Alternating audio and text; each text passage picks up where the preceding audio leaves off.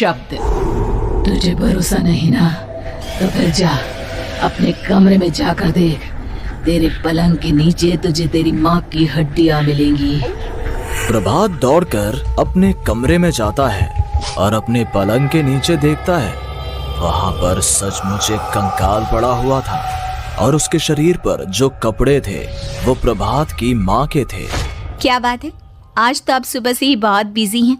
ऐसा क्या लिख रहे हैं? बस एक फैमिली की कहानी लिख रहा था। जैसे हमारी फैमिली है ना, तुम, माँ और मैं, लेकिन थोड़े अलग तरीके से, क्योंकि ये कहानी हॉरर है और इसमें जो आदमी है ना, मैंने उसकी बीवी को मार दिया है। मतलब कहानी में ऐसा लिखा है। और जानती हो, उसके बाद जो बीवी है ना, वो एक बुरी आत्मा बन जाती है। बेटा, इस तरह की डरावनी कहानियाँ क्यों लिखता है तू?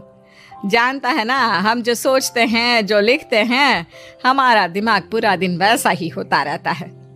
माँ, परेशान होने वाली क्या बात है? राइटर हूँ मैं, मेरा तो काम है कहानियाँ लिखना। और वैसे भी ये सिर्फ एक कहानी है माँ, कोई सच नहीं है। उसके बाद कुछ दिन बीत जाते हैं। एक रात प्रभात को अपने ऑफिस से लौटने में देरी हो जाती है। रात के लगभग 12 बजे हुए थे। प्रभात जैसे ही अपने घर पहुंचता है, उसने देखा कि उसकी पत्नी दुर्गा डाइनिंग टेबल पर उसका इंतजार कर रही है। आ गए आप? कब से आपका इंतजार कर रही थी। देखिए ना, खाना भी ठंडा हो गया है। अरे दुर्गा, आज तुमने अपने इतने लंबे लंबे बालों को खोलकर क्यों रखा है? तुम तो हमेशा अपने बाल बांध कर रखती हो। वो क्या है ना प्रभात, जब इंसान अपनी जिंदगी से मुक्त हो जाता है ना, तो उसे दूसरे सारे बंधन खोल देने चाहिए। इसलिए मैंने अपने बालों के बंधन भी खोल दिए। ये तुम किस तरह की बातें कर रही हो? तुम ठीक तो हो? मैं बिल्कुल ठीक हूँ प्रभात। अच्छा चलो खाना खाओ। वो क्या है ना दुर्गा, मुझे भूख नहीं है। ऑफिस में कुछ खा लिया था। कोई बात नहीं, मैं तुम्हारे लिए एप्पल काट देती हूँ, एप्पल खा लो। नहीं दुर्गा, मुझे नहीं खाना है, मेरा मन नहीं है यार। तभी अचानक से दुर्गा अपने हाथ में एक बड़ा सा चाकू लेकर प्रभात पर हमला कर देती है। प्रभात अपने आप को बचाने की कोशिश करता है। आज मैं तुझे नहीं छोड़ूंगी, तुझे अपने साथ लेकर जाऊंगी अपनी दुनिया में। ये क्या बोल रही हो तुम? तुम्हारा दिमाग खराब हो गया है। आखिर तुम हो कौन? दुर्गा अपनी गर्दन टेढ़ी करते हुए बोलती है, मैं दुर्गा हूँ, तुम्हारी पत्नी। ध्यान से देखो मेरी आंखों में। प्रभात बुरी तरह से डर जाता है और घबराहट में चाकू अपनी पत्नी के पेट में मार देता है। उसकी पत्नी की वहीं के वहीं मौत हो जाती है और उसकी चीख की आवाज सुनकर उर्मिला दौड़ते हुए बाहर आती है।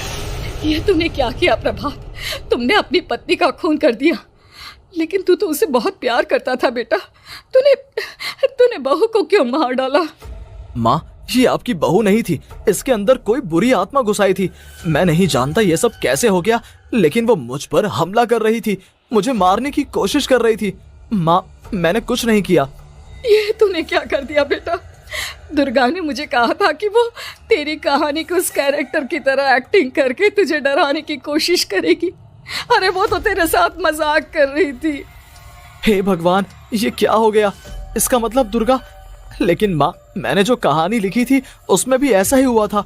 उस औरत ने अपने पति के साथ मजाक किया और गलती से उसके पति ने उसके पेट में चाकू मार दिया। मेरी कहानी सच कैसे हो सकती है? माँ, मुझे बहुत डर लग रहा है। अब ये सोच, दुर्गा की लाश का क्या करें हम? अगर गलती से भी ये बात बाहर फैल गई ना, तो तुझे पूरी जिंदगी जेल की सलाखों के पीछे रहना पड़ेगा। एक काम करते हैं माँ, हम घर के पीछे वाले बगीचे में उसकी लाश को दबा देते हैं। अगर कोई पूछेगा तो कह देंगे कि उर्मिला अपने मायके गई और फिर एक दिन हम भी अचानक यहाँ से कहीं दूर चले जाएंगे। कोई नहीं आएगा हमें पूछने, कोई नहीं आएगा माँ, बाद में जो होगा हम देख लेंगे। प्रभात अपनी माँ उर्मिला की मदद से दुर्गा की लाश को अपने घर के बगीचे में गाड़ देता है। कुछ दिन तो ऐसे ही बीत जाते हैं, लेकिन एक दिन अचानक रसोई से आ रही कुछ आवाजें सुनकर प्रभात की नींद खुलती है। प्रभात ने देखा कि वहां पर एक लंबे बालों वाली औरत दूसरी तरफ चेहरा करके खड़ी हुई थी। कौन है? कौन है वहां पर? अरे कौन हो तुम? मैं दुर्गा हूँ प्रभात। क्या हुआ? मुझसे इस तरह के सवाल क्यों कर रहे हो तुम? तुम दुर्गा नहीं हो सकती। दुर्गा तो... प्रभात, मैं तुम्हारी पत्नी हूँ, तुम मुझे कैसे भूल सकते हो? 4 दिन के लिए मायके क्या चली गई, तुम तो मुझे भूल ही गए। अब अगली बार ना मैं कहीं नहीं जाऊंगी। पता चला तुमने तो मुझे पहचानने से ही इनकार कर दिया। नहीं, तुम दुर्गा नहीं हो सकती। तुम दुर्गा हो ही नहीं सकती। मैं जानता हूँ ये सब क्या हो रहा है। मैंने अपनी कहानी में लिखा था कि उस आदमी की पत्नी की मौत के बाद एक बुरी आत्मा उसका रूप लेकर उसके घर में आ जाती है। तुम अचानक से खूबसूरत दुर्गा का चेहरा काला पड़ जाता है। उसकी आंखें लाल हो जाती हैं और पूरे शरीर पर बाल, लंबे नुकीले नाखून, उसके दोनों पैर उल्टे हो जाते हैं और बेहद डरावनी आवाज में वो चिल्लाकर कहती है, बुरी आत्मा, मेरा खून करके मुझे अपने ही घर में गाड़ कर तू मुझे बुरी आत्मा कह रहा है? मैं तुझे छोड़ूंगी नहीं। और अचानक से प्रभात के घर में बेहद डरावनी आवाजें गूंजने लगती हैं।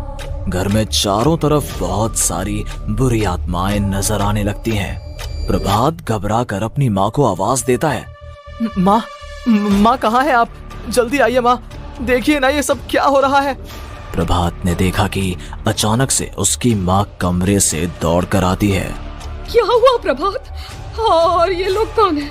इन सब की गर्दन टेढ़ी क्यों है? इनके बाल खुले हुए। हाँ प्रभात, ये सब लोग तो मुझे मरे हुए नजर आ रहे हैं। हाँ माँ, ये सब लोग मरे हुए ही हैं और ये ठीक वैसा ही हो रहा है जैसा मेरी कहानी में हुआ था। लेकिन मेरी कहानी के हिसाब से तो आप भी। अचानक से उर्मिला का रूप बदल जाता है। वो भी एक डरावने साए की तरह बन जाती है और बेहद डरावनी आवाज में चिल्ला चिल्ला कर कहती है, मर गई तेरी माँ। जानता है, कल रात जब तू सो रहा था ना, तो मैंने उसके शरीर का सारा खून पी लिया। अब बस हड्डियां बची है उसके शरीर में।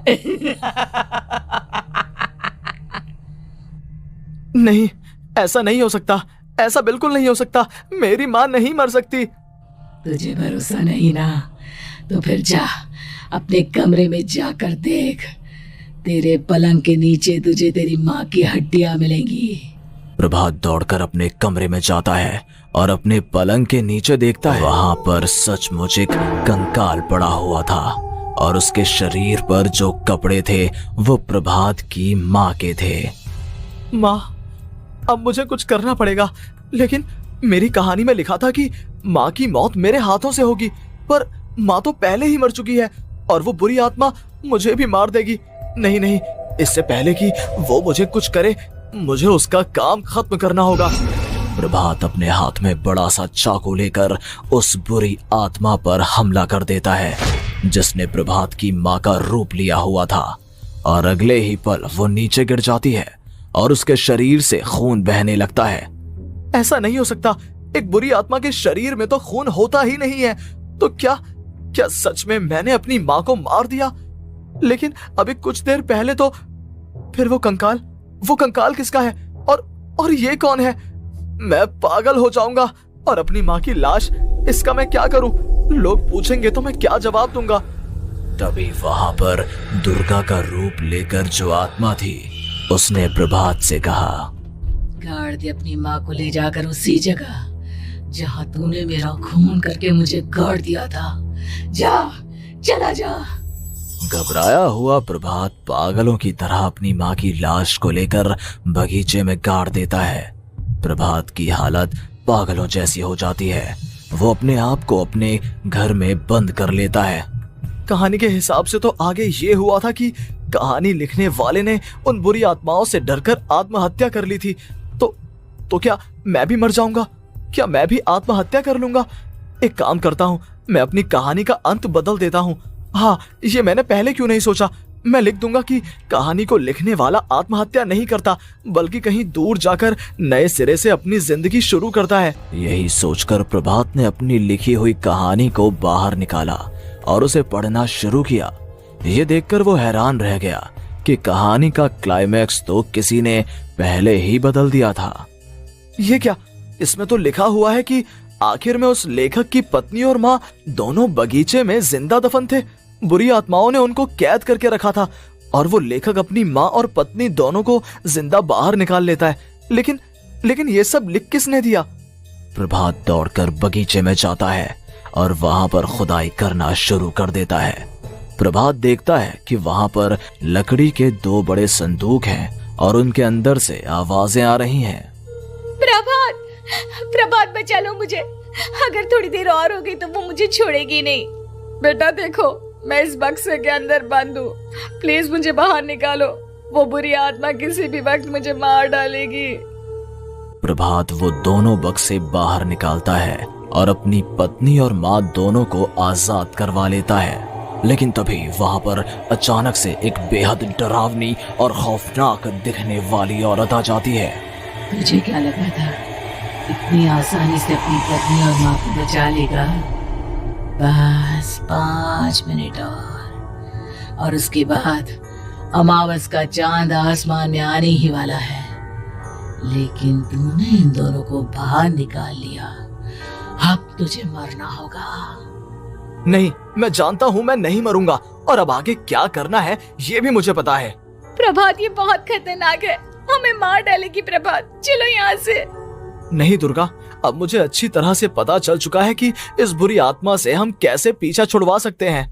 और इतना कहकर प्रभात अपने हाथ में पकड़ी हुई सिंदूर की थैली उस बुरी आत्मा के ऊपर उछाल देता है। कुछ ही देर में वो जमीन पर गिरकर राख में बदल जाती है। ये सब क्या हो रहा था बेटा? ये सब तुम्हारी लिखी हुई इस कहानी की वजह से हुआ है ना? नहीं माँ, पहले मुझे भी ऐसा ही लगा, लेकिन बाद में पता चला कि बरसों पहले हमारे इस बगीचे की जमीन के अंदर किसी को जिंदा गाड़ दिया गया था, और बस उसी औरत की आत्मा हमें परेशान कर रही थी। उसी ने मेरे शब्दों में जान डालकर उस कहानी को जिंदा कर दिया था। मुझे माफ कर दो प्रभात, मैंने आपकी कहानी के साथ छेड़छाड़ की थी और उसे बदल दिया था। माफी मांगने की जरूरत नहीं है दुर्गा, तुम्हारे उस बदलाव की वजह से ही आज हम सब जिंदा हैं, क्योंकि आखिर में कहानी में वो हुआ जो तुमने लिखा था। क्या बात है, आज तो आप सुबह से ही बहुत बिजी हैं, ऐसा क्या लिख रहे हैं? बस एक फैमिली की कहानी लिख रहा था, जैसे हमारी फैमिली है ना, तुम, माँ और मैं, लेकिन थोड़े अलग तरीके से, क्योंकि ये कहानी हॉरर है और इसमें जो आदमी है ना, मैंने उसकी बीवी को मार दिया है, मतलब कहानी में ऐसा लिखा है। और जानती हो, उसके बाद जो बीवी है ना, वो एक बुरी आत्मा बन जाती है। क्या बेटा, इस तरह की डरावनी कहानियां क्यों लिखता है तू? जानता है ना, हम जो सोचते हैं, जो लिखते हैं, हमारा दिमाग पूरा दिन वैसा ही होता रहता है। माँ, परेशान होने वाली क्या बात है? राइटर हूँ मैं, मेरा तो काम है कहानियां लिखना, और वैसे भी ये सिर्फ एक कहानी है माँ, कोई सच नहीं है। उसके बाद कुछ दिन बीत जाते हैं। एक रात प्रभात को अपने ऑफिस से लौटने में देरी हो जाती है। रात के लगभग 12 बजे हुए थे। प्रभात जैसे ही अपने घर पहुंचता है, उसने देखा कि उसकी पत्नी दुर्गा डाइनिंग टेबल पर उसका इंतजार कर रही है। आ गए आप? कब से आपका इंतजार कर रही थी, देखिए ना खाना भी ठंडा हो गया है। अरे दुर्गा, आज तुमने अपने इतने लंबे लंबे बालों को खोलकर क्यों रखा है? तुम तो हमेशा अपने बाल बांध कर रखती हो। वो क्या है ना प्रभात, जब इंसान अपनी जिंदगी से मुक्त हो जाता है ना, तो उसे दूसरे सारे बंधन खोल देने चाहिए। इसलिए मैंने अपने बालों के बंधन भी खोल दिए। ये तुम किस तरह की बातें कर रही हो? तुम ठीक तो हो? मैं बिल्कुल ठीक हूँ प्रभात। अच्छा चलो खाना खाओ। वो क्या है ना दुर्गा, मुझे भूख नहीं है, ऑफिस में कुछ खा लिया था। कोई बात नहीं, मैं तुम्हारे लिए एप्पल काट देती हूँ, एप्पल खा लो। नहीं दुर्गा, मुझे नहीं खाना है, मेरा मन नहीं है यार। तभी अचानक से दुर्गा अपने हाथ में एक बड़ा सा चाकू लेकर प्रभात पर हमला कर देती है। प्रभात अपने आप को बचाने की कोशिश करता है। आज मैं तुझे नहीं छोड़ूंगी, तुझे अपने साथ लेकर जाऊंगी अपनी दुनिया में। ये क्या बोल रही हो तुम? तुम्हारा दिमाग खराब हो गया है, आखिर तुम हो कौन? दुर्गा अपनी गर्दन टेढ़ी करते हुए बोलती है, मैं दुर्गा हूँ, तुम्हारी पत्नी। ध्यान से देखो मेरी आंखों में। प्रभात बुरी तरह से डर जाता है और घबराहट में वो चाकू अपनी पत्नी के पेट में मार देता है। उसकी पत्नी की वहीं के वहीं मौत हो जाती है और उसकी चीख की आवाज सुनकर उर्मिला दौड़ते हुए बाहर आती है। ये तूने क्या किया प्रभात? तुमने अपनी पत्नी का खून कर दिया, लेकिन तू तो उसे बहुत प्यार करता था बेटा। तूने बहू को क्यों मार डाला? माँ, ये आपकी बहू नहीं थी, इसके अंदर कोई बुरी आत्मा घुसाई थी। मैं नहीं जानता ये सब कैसे हो गया, लेकिन वो मुझ पर हमला कर रही थी, मुझे मारने की कोशिश कर रही थी। माँ, मैंने कुछ नहीं किया। ये तूने क्या कर दिया बेटा? दुर्गा ने मुझे कहा था कि वो तेरी कहानी के उस कैरेक्टर की तरह एक्टिंग करके तुझे डराने की कोशिश करेगी। अरे वो तो तेरे साथ मजाक कर रही थी। हे भगवान, ये क्या हो गया? इसका मतलब दुर्गा। लेकिन माँ, मैंने जो कहानी लिखी थी उसमें भी ऐसा ही हुआ था। उस औरत ने अपने पति के साथ मजाक किया और गलती से उसके पति ने उसके पेट में चाकू मार दिया। मेरी कहानी सच कैसे हो सकती है? माँ, मुझे बहुत डर लग रहा है। अब ये सोच, दुर्गा की लाश का क्या करें हम? अगर गलती से भी ये बात बाहर फैल गई ना, तो तुझे पूरी जिंदगी जेल की सलाखों के पीछे रहना पड़ेगा। एक काम करते हैं माँ, हम घर के पीछे वाले बगीचे में उसकी लाश को दबा देते हैं। अगर कोई पूछेगा तो कह देंगे कि उर्मिला अपने मायके गई और फिर एक दिन हम भी अचानक यहाँ से कहीं दूर चले जाएंगे। कोई नहीं आएगा हमें पूछने, कोई नहीं आएगा माँ। बाद में जो होगा हम देख लेंगे। प्रभात अपनी माँ उर्मिला की मदद से दुर्गा की लाश को अपने घर के बगीचे में गाड़ देता है। कुछ दिन तो ऐसे ही बीत जाते हैं, लेकिन एक दिन अचानक रसोई से आ रही कुछ आवाजें सुनकर प्रभात की नींद खुलती है। प्रभात ने देखा कि वहां पर एक लंबे बालों वाली औरत दूसरी तरफ चेहरा करके खड़ी हुई थी। कौन है? कौन है वहां पर? अरे कौन हो तुम? मैं दुर्गा हूँ प्रभात। क्या हुआ? मुझसे इस तरह के सवाल क्यों कर रहे हो तुम? तुम दुर्गा नहीं हो सकती। दुर्गा तो... प्रभात, मैं तुम्हारी पत्नी हूँ, तुम मुझे कैसे भूल सकते हो? 4 दिन के लिए मायके क्या चली गई? तुम तो मुझे भूल ही गए। अब अगली बार ना मैं कहीं नहीं जाऊंगी। पता चला तुमने तो मुझे पहचानने से ही इनकार कर दिया।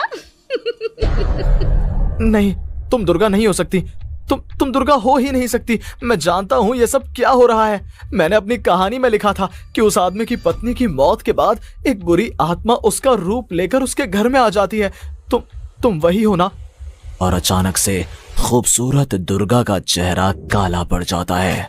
उसकी आंखें लाल हो जाती हैं और पूरे शरीर पर बाल, लंबे नुकीले नाखून, उसके दोनों पैर उल्टे हो जाते हैं और बेहद डरावनी आवाज में वो चिल्लाकर कहती है, बुरी आत्मा, मेरा खून करके मुझे अपने ही घर में गाड़ कर तू मुझे बुरी आत्मा कह रहा है?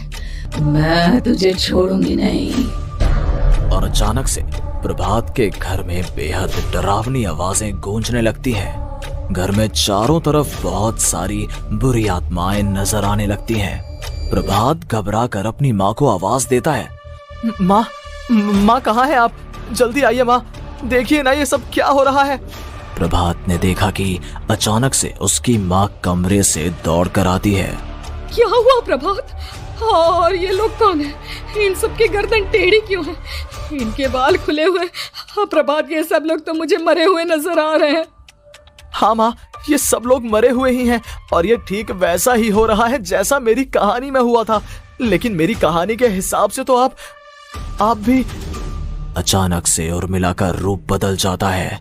वो भी एक डरावने साए की तरह बन जाती है और बेहद डरावनी आवाज में चिल्ला चिल्ला कर कहती है, मर गई तेरी माँ। जानता है, कल रात जब तू सो रहा था ना, तो मैंने उसके शरीर का सारा खून पी लिया। अब बस हड्डियां बची है उसके शरीर में। नहीं, ऐसा नहीं हो सकता। ऐसा बिल्कुल नहीं हो सकता। मेरी माँ नहीं मर सकती। तुझे भरोसा नहीं ना? तो फिर जा, अपने कमरे में जाकर देख। तेरे पलंग के नीचे तुझे तेरी माँ की हड्डियां मिलेंगी। प्रभात दौड़कर अपने कमरे में जाता है और अपने पलंग के नीचे देखता है।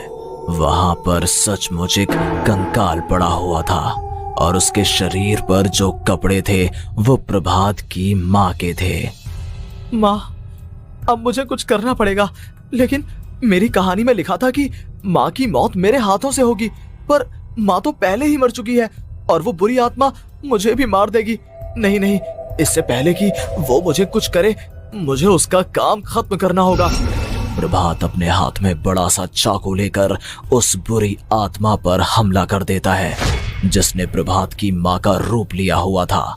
और अगले ही पल वो नीचे गिर जाती है और उसके शरीर से खून बहने लगता है। ऐसा नहीं हो सकता, एक बुरी आत्मा के शरीर में तो खून होता ही नहीं है। तो क्या क्या सच में मैंने अपनी माँ को मार दिया? लेकिन अभी कुछ देर पहले तो फिर वो कंकाल किसका है?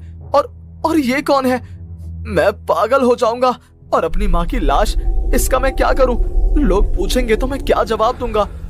तभी वहां पर दुर्गा का रूप लेकर जो आत्मा थी उसने प्रभात से कहा, गाड़ दे अपनी माँ को ले जाकर उसी जगह जहाँ तूने मेरा खून करके मुझे गाड़ दिया था। जा, चला जा। घबराया हुआ प्रभात पागलों की तरह अपनी माँ की लाश को लेकर बगीचे में गाड़ देता है। प्रभात की हालत पागलों जैसी हो जाती है। वो अपने आप को अपने घर में बंद कर लेता है। कहानी के हिसाब से तो आगे ये हुआ था कि कहानी लिखने वाले ने उन बुरी आत्माओं से डरकर आत्महत्या कर ली थी। तो क्या मैं भी मर जाऊंगा? क्या मैं भी आत्महत्या कर लूंगा? एक काम करता हूँ, मैं अपनी कहानी का अंत बदल देता हूँ। हाँ, ये मैंने पहले क्यों नहीं सोचा? मैं लिख दूंगा कि कहानी को लिखने वाला आत्महत्या नहीं करता, बल्कि कहीं दूर जाकर नए सिरे से अपनी जिंदगी शुरू करता है। यही सोचकर प्रभात ने अपनी लिखी हुई कहानी को बाहर निकाला और उसे पढ़ना शुरू किया। ये देखकर वो हैरान रह गया कि कहानी का क्लाइमैक्स तो किसी ने पहले ही बदल दिया था। ये क्या? इसमें तो लिखा हुआ है कि आखिर में उस लेखक की पत्नी और माँ दोनों बगीचे में जिंदा दफन थे। बुरी आत्माओं ने उनको कैद करके रखा था और वो लेखक अपनी माँ और पत्नी दोनों को जिंदा बाहर निकाल लेता है। लेकिन ये सब लिख किसने दिया? प्रभात दौड़कर बगीचे में जाता है और वहां पर खुदाई करना शुरू कर देता है। प्रभात देखता है कि वहां पर लकड़ी के 2 बड़े संदूक हैं और उनके अंदर से आवाजें आ रही हैं। प्रभात बचा लो मुझे, अगर थोड़ी देर और हो गई तो वो मुझे छोड़ेगी नहीं। बेटा देखो, मैं इस बक्से के अंदर बंद हूँ, प्लीज मुझे बाहर निकालो, वो बुरी आत्मा किसी भी वक्त मुझे मार डालेगी। प्रभात वो दोनों बक्से बाहर निकालता है और अपनी पत्नी और माँ दोनों को आजाद करवा लेता है। लेकिन तभी वहां पर अचानक से एक बेहद डरावनी और खौफनाक दिखने वाली औरत आ जाती है। तुझे क्या लगा था इतनी आसानी से अपनी पत्नी और माँ को बचा लेगा? बस 5 मिनट और उसके बाद अमावस का चांद आसमान में आने ही वाला है। लेकिन तूने इन दोनों को बाहर निकाल लिया, अब तुझे मरना होगा। नहीं, मैं जानता हूँ मैं नहीं मरूंगा, और अब आगे क्या करना है ये भी मुझे पता है। प्रभात, ये बहुत खतरनाक है, हमें मार डालेगी। प्रभात, चलो यहाँ से। नहीं दुर्गा, अब मुझे अच्छी तरह से पता चल चुका है कि इस बुरी आत्मा से हम कैसे पीछा छुड़वा सकते हैं। और इतना कहकर प्रभात अपने हाथ में पकड़ी हुई सिंदूर की थैली उस बुरी आत्मा के ऊपर उछाल देता है। कुछ ही देर में वो जमीन पर गिरकर राख में बदल जाती है। ये सब क्या हो रहा था? बेटा, ये सब तुम्हारी लिखी हुई इस कहानी की वजह से हुआ है ना? नहीं माँ, पहले मुझे भी ऐसा ही लगा, लेकिन बाद में पता चला कि बरसों पहले हमारे इस बगीचे की जमीन के अंदर किसी को जिंदा गाड़ दिया गया था और बस उसी औरत की आत्मा हमें परेशान कर रही थी। उसी ने मेरे शब्दों में जान डालकर उस कहानी को जिंदा कर दिया था। मुझे माफ कर दो प्रभात, मैंने आपकी कहानी के साथ छेड़छाड़ की थी और उसे बदल दिया था। माफी मांगने की जरूरत नहीं है दुर्गा, तुम्हारे उस बदलाव की वजह से ही आज हम सब जिंदा हैं, क्योंकि आखिर में कहानी में वो हुआ जो तुमने लिखा था।